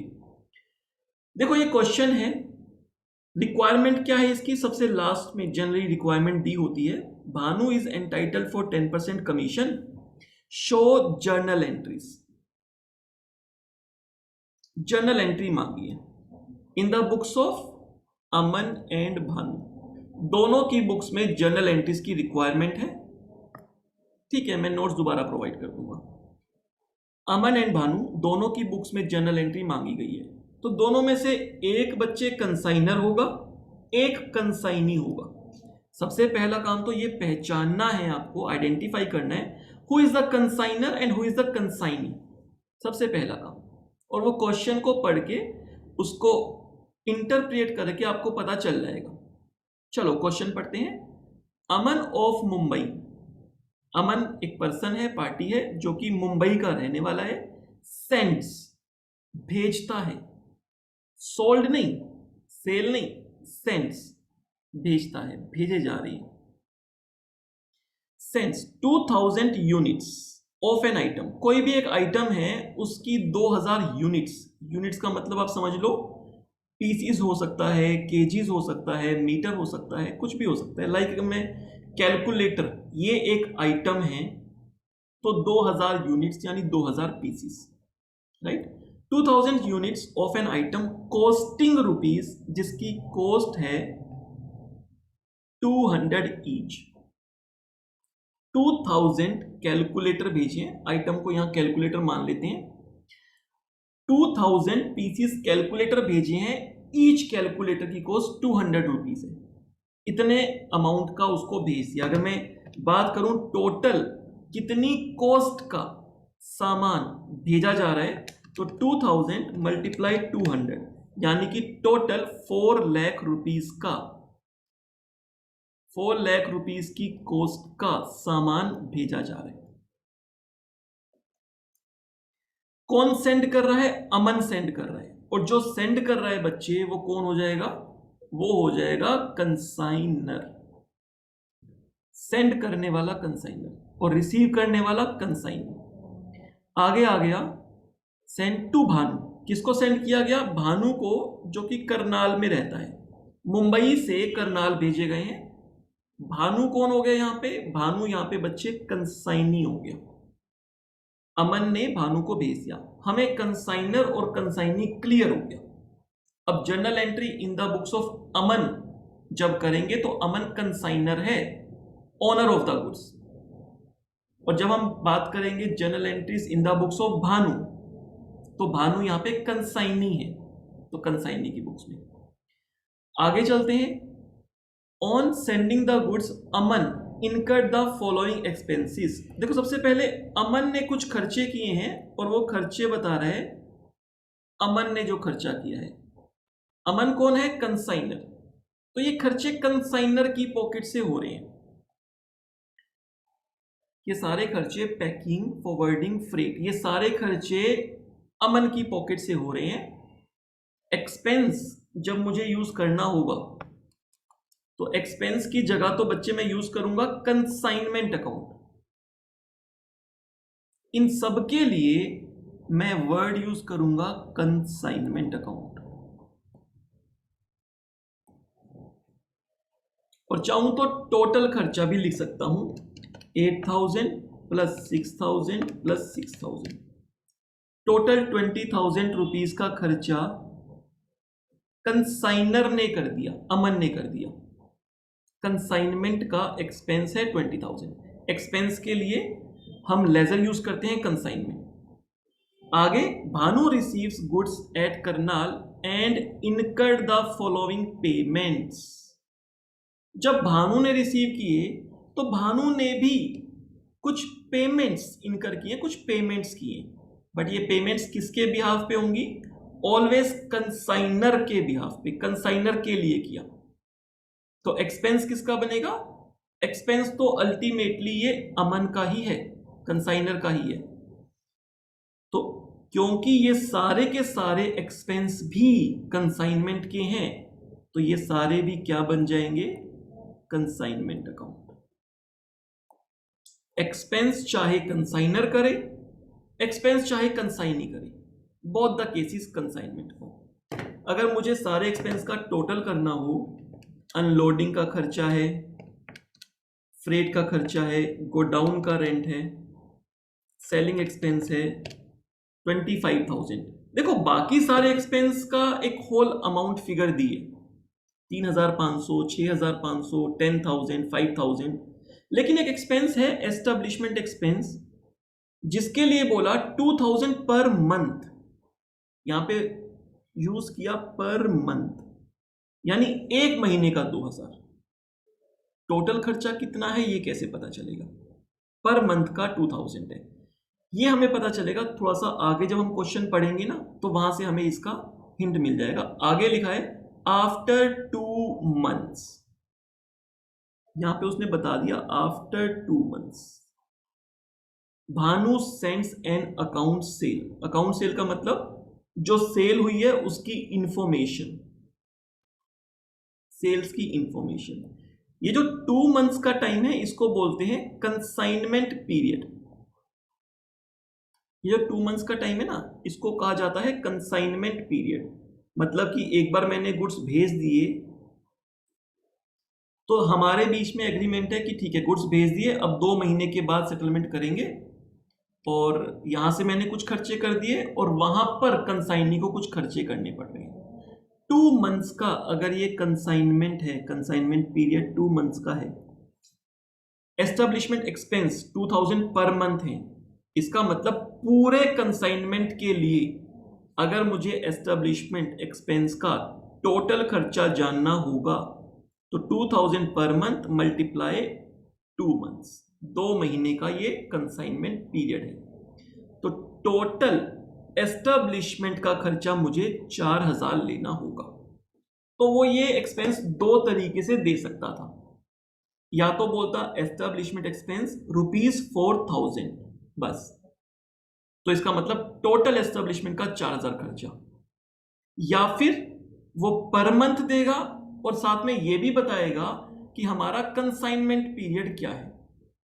तो पर मंथ को कंसाइनमेंट पीरियड से मल्टीप्लाई कर देंगे, टोटल खर्चा मिल जाएगा। अब मैं अगर इस सारे खर्चों को ऐड कर लूं, एस्टेब्लिशमेंट का 2,000 ऐड नहीं करना, 4,000 ऐड करना है, राइट? तो अब मेरे पास टोटल जो खर्चा आ जाएगा वो आ जाएगा 29,000 रुपीज, जो पेमेंट्स कंसाइनी ने किए, जो कंसाइनर ने किए वो पेमेंट से बच्चे 20,000 की, और जो कंसाइनी ने की है वो है 29,000 रुपीज की। कंसाइनमेंट के लिए टोटल खर्चा 20,000 प्लस 29,000, कुछ कंसाइनर ने किया, कुछ कंसाइनी ने किया, बट दोनों ने खर्चा एक ही प्रोजेक्ट, एक ही कंसाइनमेंट के लिए किया है। क्लियर है? चलो आगे उसने बता दिया कि सेल्स की इंफॉर्मेशन भेजिए। अभी सेल्स की इंफॉर्मेशन दे रहे हैं, अभी पैसा नहीं भेज रहे। Bhanu sends an account cell, ये वर्ड लिखा हुआ मिलेगा आपको, account sales.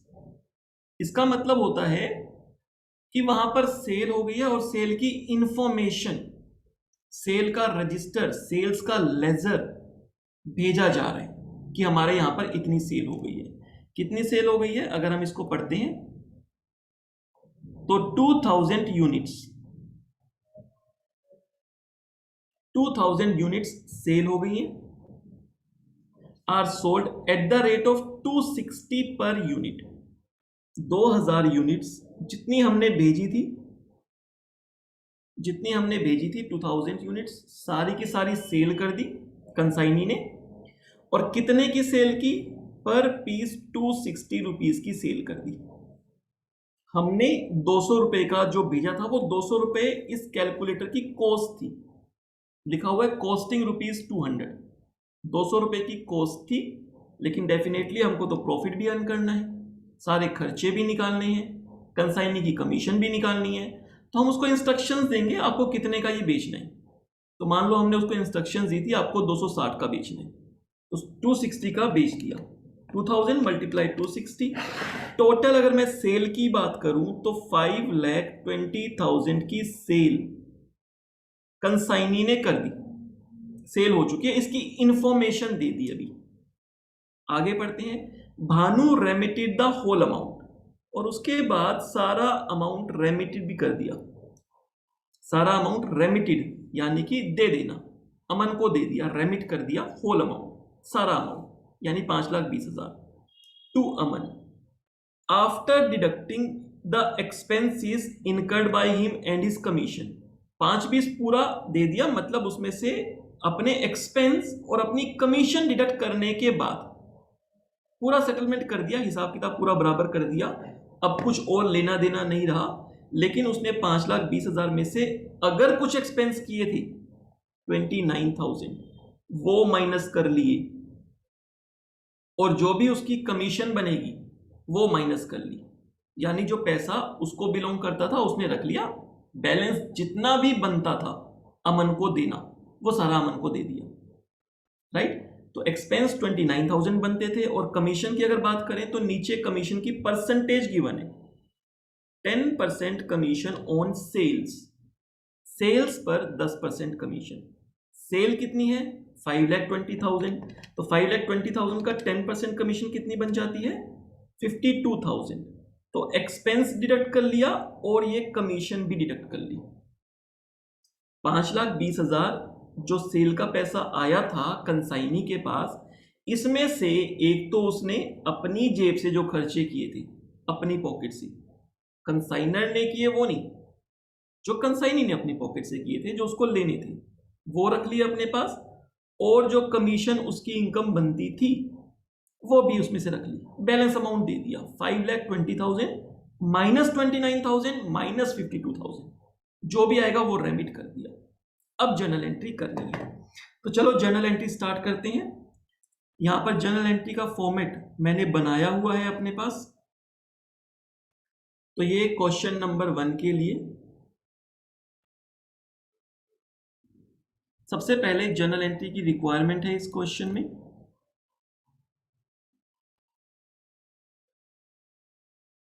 Journal entry in the books of consignor. अब मैं कंसाइनर की जगह यहां पर क्या लिख सकता हूं, जो भी उसका नाम है मुझे क्वेश्चन में दे दिया, और उसका नाम है यहां पर अमन, कंसाइनर का नाम है अमन। अमन आप लिख सकते हो यहां पर, चाहे ब्रैकेट में मैं बता दूं कि ये कंसाइनर है। क्लियर। और दूसरा ही मुझे जर्नल एंट्री करनी है इन द बुक्स ऑफ भानु। तो मैं एक काम करता हूं, साथ के साथ आपको दिखा दूं, मैं एक काम कर लेता हूं, लेजर अकाउंट को थोड़ा सा यहां से आगे पीछे कर देता हूं, और साइड में एक और लेजर बुक बना देता हूं, जर्नल बुक बना देता हूं कंसाइनी के लिए।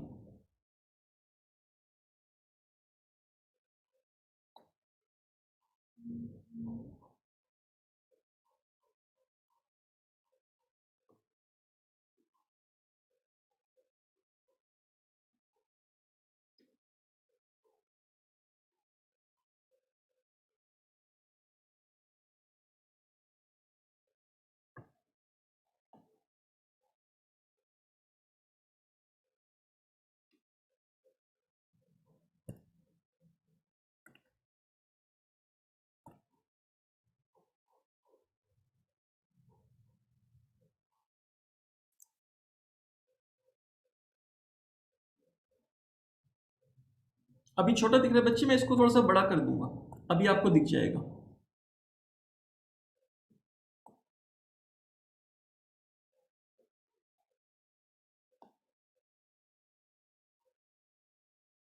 ये दो मेरे पास जर्नल बुक बन गई हैं। अच्छा, पीपीटी शो हो रही है आपको? एक सेकेंड, ये लो, अभी आपको सॉल्यूशन दिख जाएगा।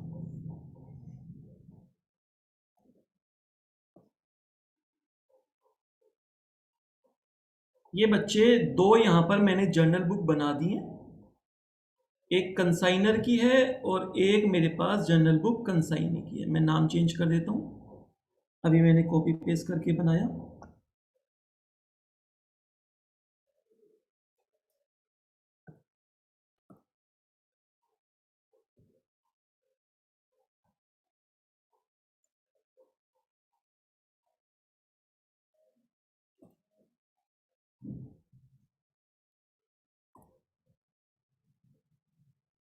चलो, ये दो बुक्स मेरे पास बन गई है, मैं दोनों में एंट्री एक ही साथ करता रहूंगा।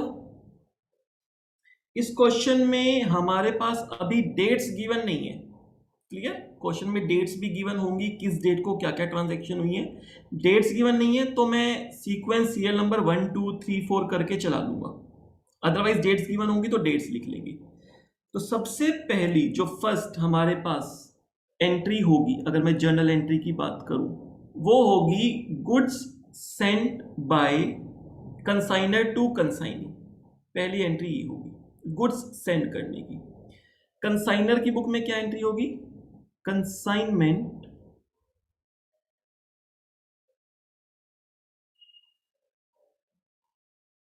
Account debit to goods sent on consignment.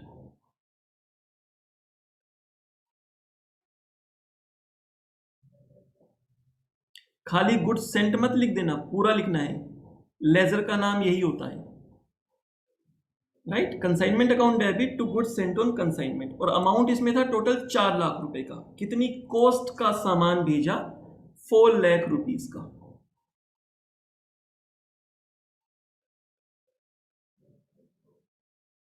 Four lakh के गुड्स भेज दिए। नरेशन अभी मैं लिख रहा, आप लिख दोगे बीइंग गुड्स सेंट बाय, वैसे तो कंसाइनर की बुक में बाय लिखने की जरूरत ही नहीं है। Being goods sent to Bhanu, consignee का नाम क्या है? Bhanu. Being goods sent to Bhanu, बस सफिशिएंट है। तो पहली जर्नल एंट्री मैंने यहां पर बना दी।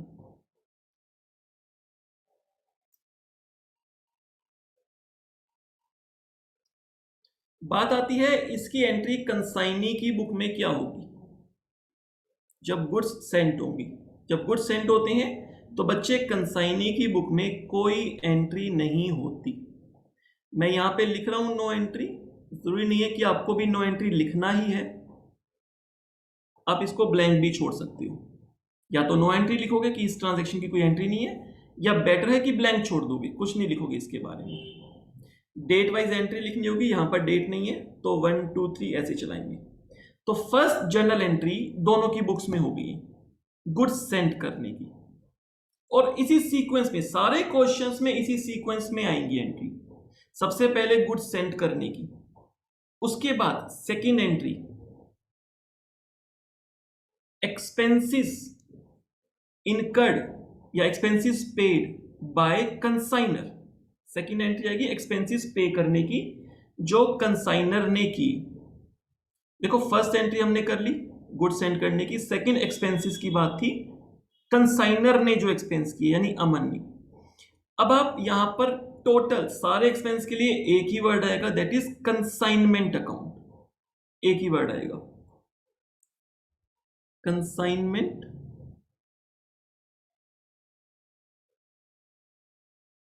Account debit to.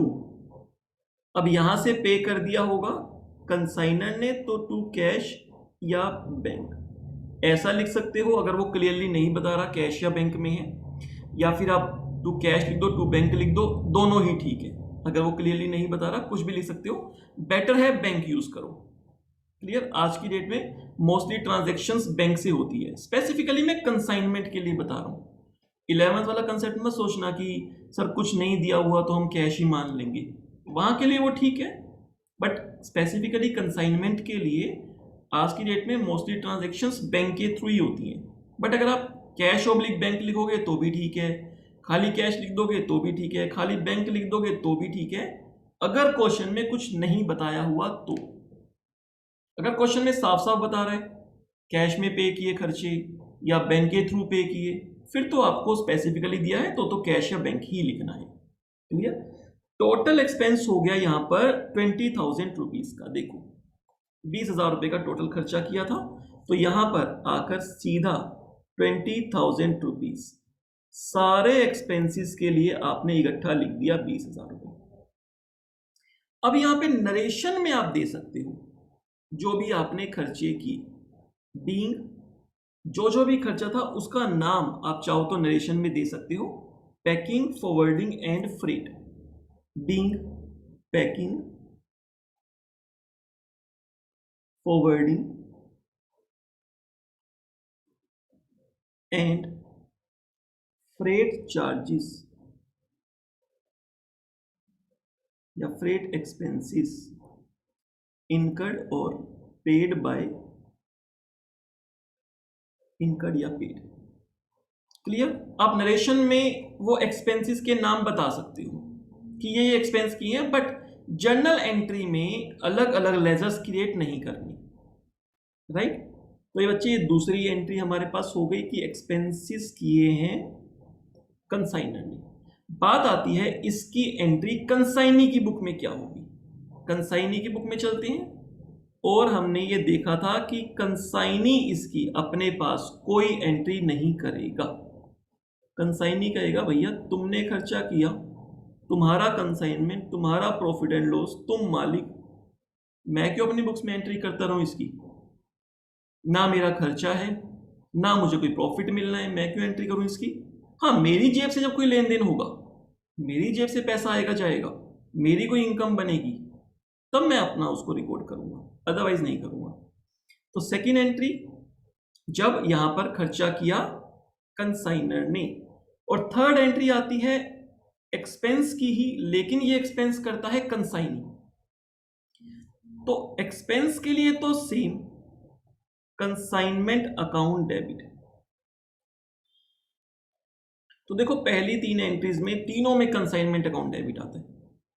यहां पर जो गुड्स भेजे गए उसकी कॉस्ट को लेकर, उसकी कॉस्ट कंसाइनमेंट के लिए खर्चा है। जो भी एक्सपेंस कंसाइनर ने अपनी पॉकेट से पे किए, पेड बाय कंसाइनर। और ये वाले एक्सपेंस, ये एंट्री किसके लिए? Paid by consignee. लेकिन ये सारा का सारा खर्चा एक ही कंसाइनमेंट से रिलेटेड है। क्लियर? तो कंसाइनमेंट अकाउंट डेबिट टू। अब यहां पर कैश या बैंक नहीं आएगा, यहां आता है टू कंसाइनी, क्योंकि कंसाइनी ने खर्चा किया। और अब हमारे पास कंसाइनी का नाम है। जब कंसाइनी का नाम है तो उसका नाम डाल देंगे, टू भानुस अकाउंट। यहां पर लिख देंगे बीइंग, जो भी एक्सपेंस होंगे, जितने भी एक्सपेंस होंगे उसके नाम, पेड बाय भानु। क्लियर? उसकी नरेशन आ जाएगी पेड बाय भानु। अब यहां पर भी जो टोटल खर्चा किया था, यानी कि 29,000 रुपीज। देखो ये क्वेश्चन बहुत बड़ा दिख रहा है अपने आप में कि अरे इतना कुछ है, इतना बड़ा क्वेश्चन है, पूरा स्क्रीन भरी हुई दिख रही है। लेकिन पहली दो लाइन में पहली एंट्री हो जाती है गुड सेंट की। उसके बाद जितने भी अमन ने एक्सपेंस किए, पैकिंग, फॉरवर्डिंग, फ्रेट, एक एंट्री में निपट गया। उसके बाद जितने भी एक्सपेंस किए भानु ने, unloading, freight, godown rent, selling expense, establishment, सब एक एंट्री में निपट गया। यहां तक क्वेश्चन हमारा खत्म हो जाएगा सिर्फ तीन एंट्री में। राइट? तो 29,000 रुपीज के टोटल खर्चा कर दिया। अब क्योंकि ये खर्चा कंसाइनी की जेब से गया, पेमेंट अभी कंसाइनी की जेब से गई, तो इसकी एंट्री तो कंसाइनी अपने पास करेगा कि अब तो मेरी जेब से पैसे चले गए हैं, अब तो मुझे रिकॉर्ड करना जरूरी है क्योंकि ये पैसे मुझे कंसाइनर से लेने हैं। तो कंसाइनर या फिर कंसाइनर की जगह अब तो पार्टी का नाम ही है मेरे पास, अब तो मैं अमन लिख सकता हूं। कंसाइनर कौन है? यहां पर अमन है। अमन्स account debit to.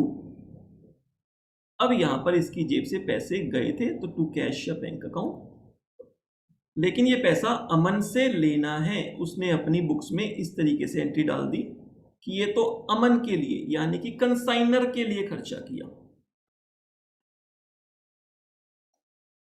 Being expenses paid on behalf of Aman, ये क्या नरेशन लिख देगा, being expenses paid on behalf of Aman, Aman के बिहाफ पे, नरेशन आपको वहां दिख जाएगी।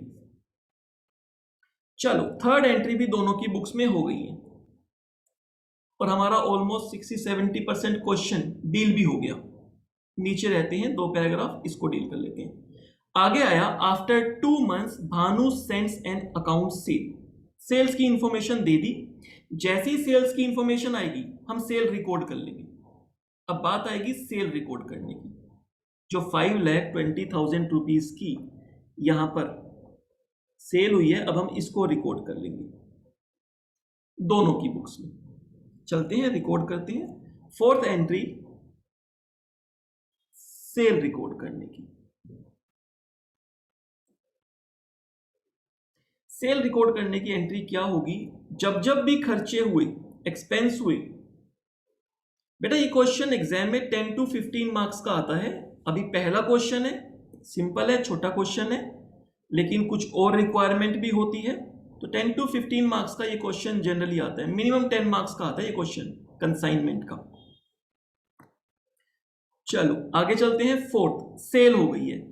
जब भी खर्चा हुआ तो कंसाइनमेंट को डेबिट किया, सेल होगी तो कंसाइनमेंट को क्रेडिट कर देंगे। लेकिन पैसे अभी नहीं मिले, पैसे किससे लेने हैं, कंसाइनी से। कंसाइनी का अब मेरे पास नाम है। समटाइम्स आदत पड़ जाती है हम कंसाइनर कंसाइनी लिखते जाते हैं, है ना, लेकिन अब तो हमारे पास नाम है, भानु से लेने हैं। भानु कंसाइनी है, Bhanu account debit to consignment account. देखो ऑलमोस्ट हर एंट्री में कंसाइनमेंट आ रहा है। यहां मेरे पास तो अमाउंट है, ऑलमोस्ट सब एंट्री में कंसाइनमेंट आ रहा है। जब खर्चा हो रहा था तो कंसाइनमेंट डेबिट, जैसी सेल हुई, सेल मतलब इनकम हो गई, तो कंसाइनमेंट क्रेडिट। कितने अमाउंट की, 5,20,000 रुपीज की। अभी पैसा नहीं आया, मैंने सेल बुक की है। अब आप दोनों एंट्री का डिफरेंस समझ रहे होगे कि सेल बुक करना, अकाउंट में सेल रिकॉर्ड करना, ये एक अलग इवेंट है, अलग ट्रांजैक्शन है। पैसों का सेटलमेंट एक अलग ट्रांजैक्शन है। क्लियर? तो अभी मैं सिर्फ सेल की एंट्री कर रहा हूं कि मेरे पास सेल हो गई, लेकिन मेरे पास पैसा नहीं आया, तो मैंने कहा भानु से पैसे लेने हैं। अब फाइनली मैंने भानु को डेटर माना कि उससे पैसे लेने हैं। जब तक वहां सेल नहीं हुई थी तब तक नहीं माना, राइट। अब बात आती है कि यहां पर क्या एंट्री होगी, क्योंकि यहां पर भानु के पास पैसे आ चुके हैं, लेकिन ये पैसे किसको बिलोंग करते हैं, अमन को बिलोंग करते हैं। कैश आ गया है इसके पास, कैश या बैंक अकाउंट डेबिट, सेल हो गई ना, तो कैश या बैंक अकाउंट डेबिट, कैश या बैंक इसके पास आ गया है, लेकिन ये पैसा बिलोंग करता है अमन को। अमन को एज अ क्रेडिटर बना दिया कि देने हैं। जब हमें किसी से पैसे लेने होते हैं तो हम उसको डेबिट करते हैं, यानी अपना डेटर बना लेते हैं, हमने लेना है। और जब हमने किसी को पैसे देने होते हैं तो हम उसको अपना क्रेडिटर बना लेते हैं, क्रेडिट पे उसको लिख देते हैं। तो यहां पर भानु ने अमन को देने हैं, तो इसलिए अमन को क्रेडिट में रख दिया, और अमन ने भानु से लेने थे, इसलिए उसने भानु को डेबिट में रखा। दोनों की बुक्स में अगर आप देखोगे तो एक दूसरे का नाम अपोजिट साइड पर आ गया। जितने की भी सेल हुई है, 5,20,000 की सेल हुई है, 5,20,000 रुपए रिसीव हो गए हैं भानु को रिसीव हो गए। तो उसने कहा कैश बैंक आ गया, लेकिन ये पैसा अमन का है, 5,20 अमन का है। ओनर ऑफ द गुड्स कौन है, अमन। तो 5,20 के गुड्स बिके तो ये पैसा अमन को बिलोंग करता है, उसको मुझे देना है। अब सेल भी मैंने रिकॉर्ड कर ली। अब आगे चलते हैं, और क्या रिकॉर्ड करना है, क्वेश्चन को देखते हैं। आगे उसने कहा Bhanu remit the whole amount. Whole amount remit करने की बात आएगी, लेकिन अब एक चीज ध्यान रखनी है, रेमिट करने से पहले आपको कमीशन की एंट्री डाल देनी है। 10% कमीशन ऑन सेल, परसेंटेज दी होगी कमीशन की, इसका मतलब इसकी अपने आप में एक एंट्री बनती है, वो बताएगा नहीं कब करनी है। सेल हो गई तो कमीशन ड्यू हो गई, सेल हो गई तो इसका मतलब कमीशन ड्यू हो गई, कमीशन बनती है। जैसे ही सेल हो गया वैसे ही कमीशन ड्यू हो गई, तो नेक्स्ट एंट्री मुझे अपने आप से कमीशन की ड्यू की करनी होगी। जैसे ही सेल हो गई, सेल होते ही एजेंट के लिए कमीशन भी ड्यू हो गई। अभी मैं पैसे दे नहीं रहा, अभी कमीशन दे नहीं रहा, अभी ड्यू कर रहा हूं कि मैंने देने हैं, एक्सेप्ट कर रहा हूं, अपनी बुक्स में एंट्री कर रहा हूं कि मैंने आपके देने हैं, दे दूंगा। और इसकी एंट्री क्या होगी? कमीशन कंसाइनर के लिए खर्चा है, कंसाइनर के लिए खर्चा है तो कंसाइनमेंट अकाउंट डेबिट, कमीशन का खर्चा। 2, ये पैसा देना है, किसको देना है? भानु को। Consignment account debit to consignee हमने पढ़ा था, अब मैं बस कंसाइनी की जगह उसका नाम लिख रहा हूं कि मेरे कंसाइनमेंट के लिए एक एक्सपेंस, कंसाइनमेंट डेबिट कर दिया कमीशन का, और ये पैसे भानु को देने हैं। जब भी देने होते हैं तो उसको हम क्रेडिटर बना देते हैं, क्रेडिट में डाल देते हैं। और यहां पर मुझे कैलकुलेशन कर लेनी है, मैं यहां पे रफली कर देता हूं, नीचे वर्किंग नोट में दो या यहीं पे करके बता दो। सेल का 10%, सेल है 5,20,000 की, तो 5,20,000 का 10% 52,000 रुपीज कमीशन ड्यू हो गई, बुक कर ली। मैंने कहा मैंने देना है, और यहां पर कंसाइनी ने भी कहा हाँ ठीक है मैंने लेना है, आपने देना है और मैंने लेना है। किससे लेना है? अमन से। अभी पैसा लिया दिया नहीं जा रहा, अभी सेटलमेंट नहीं किया रही, अभी तो सिर्फ बात हो रही है कि लेना है और देना है। अब यहां पर ये अपनी कमीशन इनकम को रिकॉर्ड कर सकता है, खाली कमीशन लिखो, कमीशन इनकम लिखो, कुछ भी लिख दो, कमीशन ऑन सेल्स लिख दो, कमीशन ऑन कंसाइनमेंट लिख दो, कुछ भी, बात एक ही है। 52,000 रुपीज।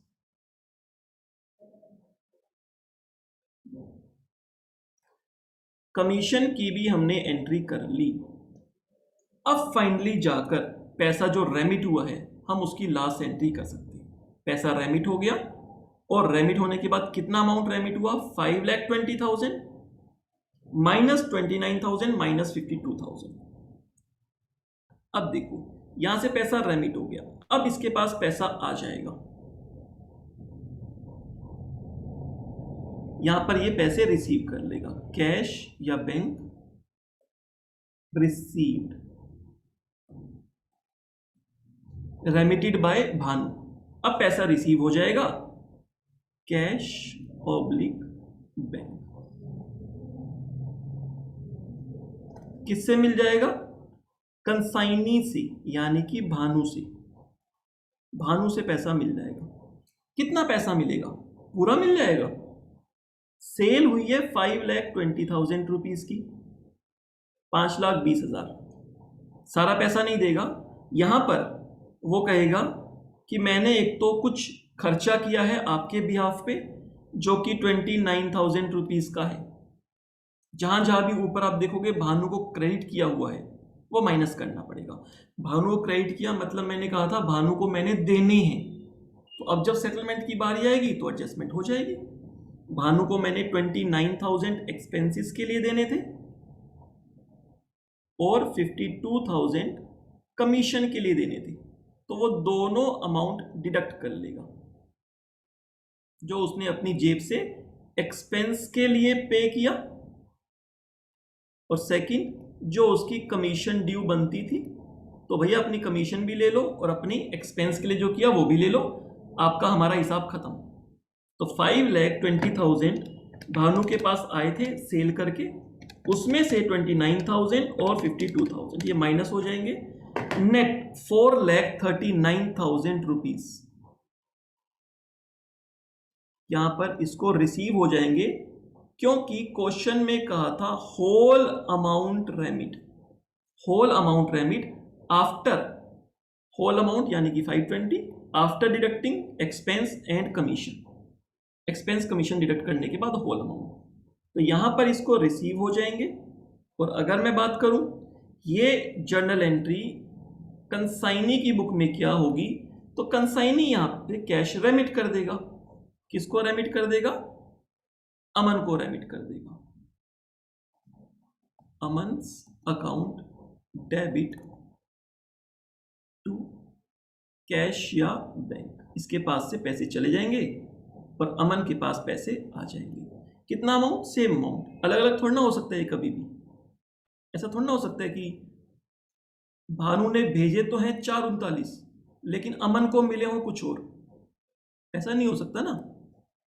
ये तो सेम ही अमाउंट मिलेगा। तो जब भी एक पार्टी की बुक्स में दूसरी पार्टी का नाम आएगा अपोजिट में आएगा और अमाउंट भी इक्वल आएगा। तो यहां पर ये मोटा मोटा क्वेश्चन हमारा खत्म हो जाता है जहां तक जर्नल एंट्री मांगी है। मैं एक बार ना आपको थोड़ा छोटा करके दोनों की बुक्स एक ही स्क्रीन पे दिखाने की कोशिश करता हूं। अब आपको दोनों की बुक्स दिख रही होंगी।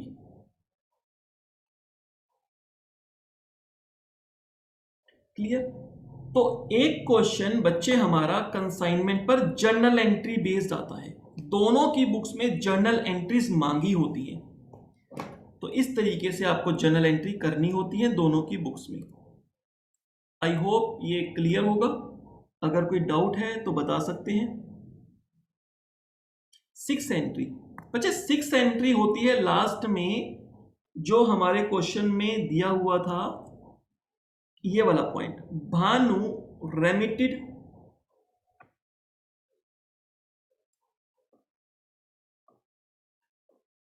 जो हमें क्वेश्चन में गिवन था, ये Bhanu remitted the whole amount to Aman. Bhanu ने सारे पैसे रेमिट कर दिए अमन को। जब सेल हुई थी तो पैसा रिसीव किसने किया था? भानु ने। भानु के पास पैसा आया था। कितना पैसा आ गया था? हमें सेल बताई उसने 5,20,000 पैसा ये भानु के पास आ गया था। यहां पे लिखा सारा पैसा रेमिट कर दिया अमन को आफ्टर डिडक्टिंग इसमें से अपने एक्सपेंस, जो एक्सपेंस भानु ने अपनी पॉकेट से किए, यानी कि 29,000 rupees incurred by him and his commission, जो उसकी कमीशन बनती है। देखो दो तरीके है ना, या तो मैं पूरा 5,20,000 अगर मैं भानु हूं पूरा 5-20 अमन को दे दूं और कहूं भैया अब मेरे को आप 29,000 मेरे एक्सपेंस के और 52,000 मेरी कमीशन के दो। या दूसरा तरीका है मैं पैसे काट के ही उसको बैलेंस अमाउंट दे दूं। ऐसा ही तो होता है। अगर आपने अपने एक फ्रेंड से 100 रुपए लेने हैं, 100 रुपीज आपने लेने हैं अपने फ्रेंड से, कभी आपने उसके बिहाफ पे कुछ खर्चा किया था और आगे चल के कुछ दिनों बाद उसने आपके बिहाफ पे 500 रुपए पे कर दिए। आपके बिहाफ पे आपने 100 लेने हैं बट 500 रुपए आपने देने हैं। तो क्या करोगे? जब देने की बारी आएगी तो आप क्या करोगे? एक तरीका है पूरा 500 रुपए दे सकते हो कि ये ले तूने मेरे बिहाफ पे 500 दिए थे, 500 रख ले और तूने मेरे जो 100 देने हैं वो दे दियो। या फिर सिंपल तरीका क्या होता है कि ठीक है मैंने 100 रुपए तुमसे लेने हैं और 500 रुपए तुमको देने हैं, तो 500 माइनस 100 400 पकड़ो और तुम्हारा मेरा हिसाब बराबर। अब ना कुछ लेना है ना कुछ देना है, हिसाब बराबर। तो वो यही कॉन्सेप्ट है। भानु ने 29,000 और 52,000 लेने थे कमीशन के और एक्सपेंस की पेमेंट की, और 520 देने थे सेल्स के बदले। तो वो एडजस्ट कर रहे हैं, इसलिए 6 एंट्री हमने इस अमाउंट से की है। और 6 एंट्री क्या हुई है? क्योंकि अब अमन को एक्चुअली में पैसा रिसीव होगा, मिल जाएगा। तो कैश या बैंक अकाउंट डेबिट, अमन के पास पैसा आएगा किससे? टू भानु। भानु का अकाउंट सेटल कर दिया। अब अगर आप कंसाइनर की बुक पकड़ोगे ना और सारी एंट्रीज में ये देखोगे कि भानु कहां कहां क्रेडिट या डेबिट हुआ, तो आपको नेट अमाउंट 0 हो जाएगा। जितना डेबिट हुआ होगा उतना ही क्रेडिट हो जाएगा। देखना चाहते हो? देखो इन द बुक्स ऑफ अमन में देखो एक बार, भानु सबसे पहले आ रहा है थर्ड एंट्री में। थर्ड एंट्री में क्या आ रहा है? क्रेडिट 29,000। अगली एंट्री में डेबिट आ रहा है कितना? डेबिट आ रहा है 5,20,000 और उसके बाद फिर से भानु क्रेडिट आ रहा है 52,000 एंड अगेन क्रेडिट आ रहा है 439। क्रेडिट वालों को डेबिट वालों से कंपेयर कर लो, जितना भी क्रेडिट है उनको ऐड कर लो। 29, 52,000 प्लस 4,39,000, ये टोटल हो जाता है 520, यानी कि जो डेबिट में है उसके बराबर। तो डेबिट में जितना भानु हुआ उतना ही क्रेडिट में भानु हुआ, इसका मतलब बराबर हो गया। अब उसके बाद कोई भी लेना देना नहीं बचा, हिसाब बराबर। क्लियर? सेम ऐसा ही आपको भानु की बुक में दिख जाएगा अमन के लिए।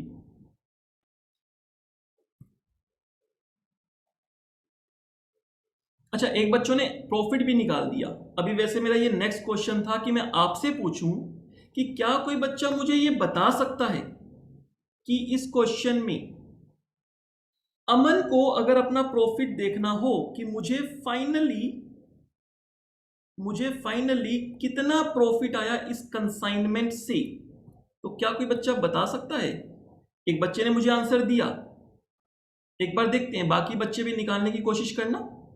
अमन देखना चाहता है इस पूरे कंसाइनमेंट से मुझे कितना प्रॉफिट हुआ। 1-2 मिनट की और क्लास लेंगे बस, देन ओवर है। आप मुझे बताओ, क्या आप अमन के लिए प्रॉफिट निकाल सकते हो?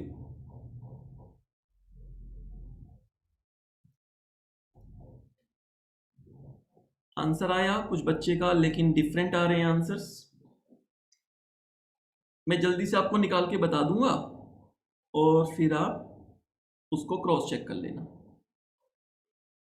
अलग अलग आंसर आ रहे हैं। 71,000 भी आ रहा है, 19,000 भी आ रहा है, 39,000 भी आ रहा है, मोस्टली 19,000 आ रहे हैं, मोस्टली 19,000 आ रहे हैं, बट अलग अलग आंसर्स आ रहे हैं। इसी आंसर के लिए हमारा कंसाइनमेंट का जब वो अकाउंट बनेगा जो आपको यहां पर राइट हैंड साइड पे दिख रहा है, ये जब कंसाइनमेंट अकाउंट बनेगा, जब मैं ऊपर की जर्नल एंट्री इसमें पोस्ट कर दूंगा, जो हम नेक्स्ट क्लास में देखेंगे, वहां आपको आंसर निकल के आ जाएगा। अभी मैं आपको रफली आंसर बताता हूं। देखो बच्चे, सेल्स हुई है, थोड़ा सा साइज बड़ा कर देते हैं। बच्चे सेल्स हुई है टोटल अगर बात करें तो 5,20,000 की। कितने के गुड्स बिके हैं? 5 पीस की, माइनस गुड्स की कॉस्ट। गुड्स की कॉस्ट क्या थी? 4,00,000 रुपीस। 2,000 units, 200 each. गुड्स की कॉस्ट लेस कर दी, और क्या लेस कर देंगे? एक्सपेंसिस। एक्सपेंसिस टोटल कंसाइनमेंट की, paid by consignor and paid by consignee, दोनों की, दोनों के एक्सपेंस। एक ने, कंसाइनर ने बच्चे एक्सपेंस किए हैं 20,000, कंसाइनी ने एक्सपेंस किए हैं 29,000। और एक और खर्चा जो मैंने आपको स्लाइड में दिखाया था, commission. Commission to agent, commission to Bhanu, ये भी तो बच्चे खर्चा है हमारा। कुछ बच्चों ने हो सकता है इसको मिस कर दिया हो। 52,000 कमीशन भी तो इस कंसाइनमेंट का खर्चा है। और अगर अब आप टोटल देखना चाहोगे कि आपको क्या प्रॉफिट हुआ, तो वो आप यहां से निकाल सकते हो। हाँ, एक बच्चे ने कमीशन नहीं लिया था, जिसका 71,000 आंसर आ रहा था, उसने कमीशन को छोड़ दिया। हमारा प्रॉफिट अल्टीमेटली कंसाइनमेंट से प्रॉफिट ये है, और कंसाइनमेंट अकाउंट में यही 19,000 रुपए प्रॉफिट आएगा। ये एक पर्पस है कंसाइनमेंट अकाउंट का। एक साइड सेल चली जाएगी, दूसरी साइड सारे खर्ची, कॉस्ट भी, एक्सपेंस भी, कमीशन भी। अभी से मैं आपको सिंपली बता देता हूँ, ये सारे के सारे खर्चे बच्चे कंसाइनमेंट के डेबिट में चले जाएंगे, ये सेल कंसाइनमेंट की क्रेडिट में चली जाएगी, और नेट होके 19,000 रुपये प्रॉफिट आ जाएगा। क्लियर है? वो लेजर अकाउंट हम नेक्स्ट क्लास में सीखेंगे। तो question number 1 general entry base, आपको ये क्वेश्चन घर से ट्राई करना है। आपकी स्क्रीन पे ये इसका सॉल्यूशन है। कोई भी डाउट है तो जल्दी से मेरे से आप पूछ सकते हैं, अदरवाइज ये क्वेश्चन हमारा कंप्लीट हो गया, क्वेश्चन नंबर 1।